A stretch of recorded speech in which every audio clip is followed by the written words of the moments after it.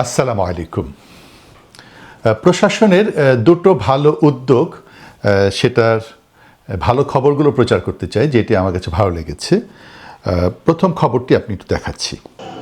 ৮ বছর বয়সী ফাতেমার প্রাণ কেড়ে নেয়া এই হিংস্র কুমিরকে এক অভিনব উপায়ে টেনে তোলা হচ্ছে।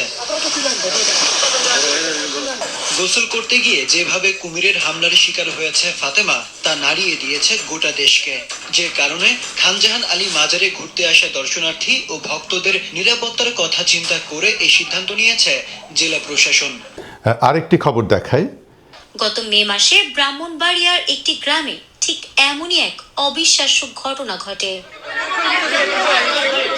অন্ধবিশ্বাসে আচ্ছন্ন হয়ে অনেকেই গাছের গোড়ায় মোমবাতি ও আগরবাতি জ্বালাতে শুরু করে। এই দুটো খবর আপনারা মিডিয়াতে দেখেছেন। দুটো সংবাদের মধ্যে একটি মিল আছে, সেটি হচ্ছে অলৌকিকতাকে বিশ্বাস করা। খানজাহান মাজারে আমি গিয়েছি, সেখানে মুরগি, তারপরে বিভিন্ন ধরনের ছাগল বা জীবজন্তু এগুলো দেওয়া হয় কুমিরে, সেটা খায় এবং এর মধ্যে নাকি অনেক পুণ্য। সেম হলো ব্রাহ্মণবাড়ি, যেটা হলো যে গাছটা কেটে পড়ে গেছে, কেটে ফেলা হয়েছে, আবার নাকি দাঁড়িয়ে গেছে। গ্রাম বাংলা সহজ সরল মানুষদেরকে বিভ্রান্ত করার জন্য এই মিথ, এই কাহিনীগুলো কিন্তু একটা গোষ্ঠী যুগ যুগ ধরে বাঁচিয়ে রেখেছেন। তো প্রশাসনকে এই জন্য ধন্যবাদ জানাচ্ছি, তারা কুমিরটাকে উদ্ধার করেছেন এবং ব্রাহ্মণবাড়ির সেই গাছটিকেও কেটে ফেলেছেন। আমি প্রশাসনকে এই জন্য ধন্যবাদ জানাই যে এই মিথ গল্পগুলোর সাথে একটা বড় বাণিজ্য যুক্ত আছে, এখানে লেনদেন হয়। সে লেনদেনের সাথে তারা যে যুক্ত হননি, তারা যে সঠিক উদ্যোগ নিয়েছেন, সেজন্যে আবারও ধন্যবাদ জানাচ্ছি। বিষয়টা হয় কি, একটা মানুষের সরল বিশ্বাস। আমাদের দেশে মানুষ তো খুবই সাধারণ এবং তারা ধর্মীয় বিষয়গুলোকে তারা খুবই হৃদয় দিয়ে গ্রহণ করে এবং মানত করে, মনে করে যে মাজারে মুরগি দিলে, ছাগল দিলে, যেটা এখানে যে দিঘিতে কুমিরকে তারা এগুলো দিত, কিন্তু একটা অংশ কিন্তু আবার মাজারে ফিরে যেত। তো আমার কিছু কিছু মাজার দেখার সৌভাগ্য হয়েছে, যেমন সিলেটে আমি একটা মাজারে গিয়েছি, একটা কূপ দেখে সেখানে যারা দেখভাল করছে তারা বলতেছিল এটার সাথে নাকি জমজম কূপের মিল। ময়লা পানি, সেই পানিগুলো নিয়ে মানুষ খাচ্ছে। আমি চট্টগ্রামে একটি মাজারে দেখলাম, সেখানে গাছে, অনেকগুলো গাছে গিট দিয়ে সুতা বেঁধে রাখছে। এই সুতা বেঁধে রেখে নাকি ভালোবাসা বন্ধনকে দৃঢ় করা হয়।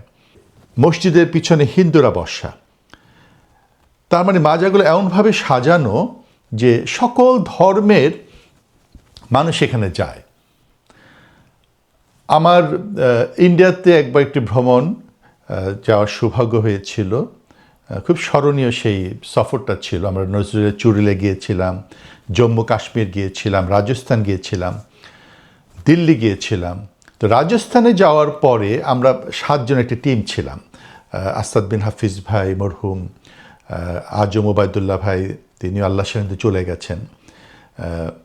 আমাদের এই বন্ধুরা আমরা 7 জন সেখানে ছিলাম। তো রাজস্থানে ওইখানে একটি বার্ড পার্ক আছে, সেটা আমরা দেখলাম।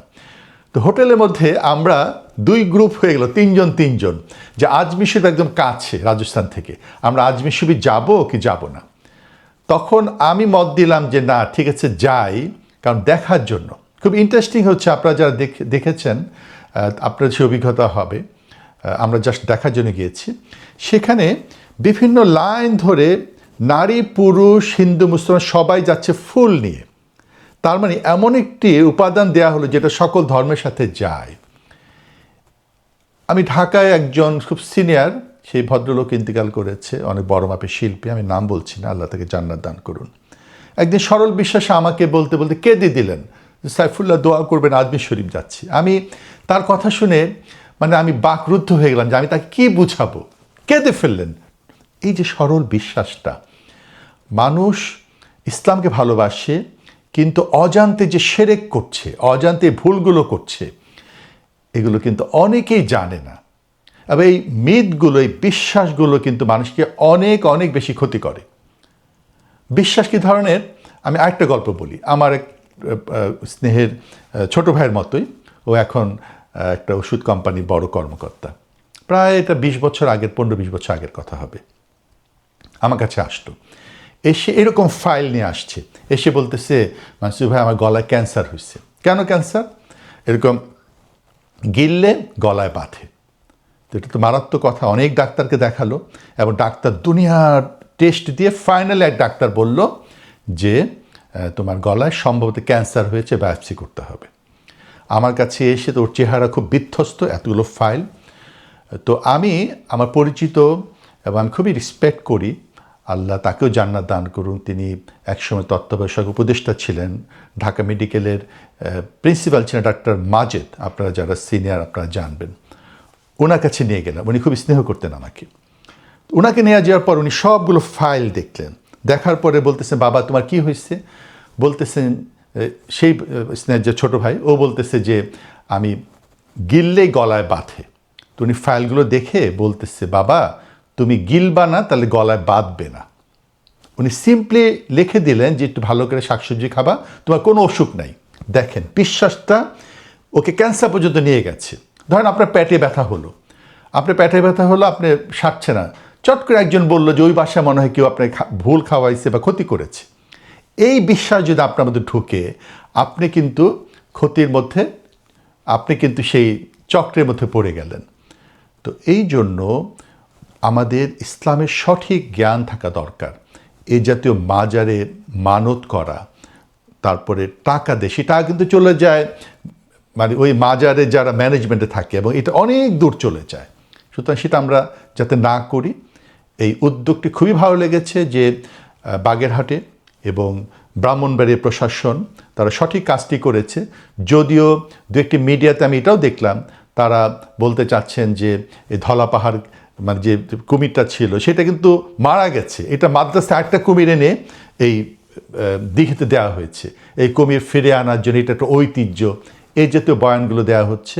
আমি আশা করব যে প্রশাসন যে সঠিক কাজটি করেছে সেটার উপরে দৃঢ় থাকবে এবং এই যে ভুল ভ্রান্তিগুলো সেগুলো থেকে আমরা দূরে থাকব। মহান রব্বুল আলামিন আমাদের সবাইকে সঠিক বুঝ দান করুন। আমিন।